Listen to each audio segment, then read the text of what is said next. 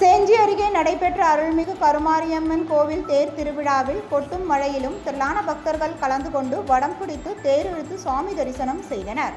விழுப்புரம் மாவட்டம் செஞ்சியை அடுத்த மேலெடையாளம் கிராமத்தில் எழுந்தருளியுள்ள அருள்மிகு கருமாரியம்மன் கோவிலில் சித்திரை மாத திருவிழா கடந்த 2ஆம் தேதி கொடியேற்றத்துடன் தொடங்கி நடைபெற்று வந்தது. இவ்விழாவின் சிறப்புமிக்க நிகழ்வான தேரோட்டம் நேற்று நடைபெற்றது. இதனையொட்டி மலை மீது அமைந்துள்ள ஐயனாரப்பனுக்கு பொங்கல் வைத்து வழிபாடும், மாரியம்மனுக்கு சிறப்பு அபிஷேக ஆராதனைகளும், அதனைத் தொடர்ந்து கூழ்வாரத்தில் நிகழ்ச்சியும் நடைபெற்றது.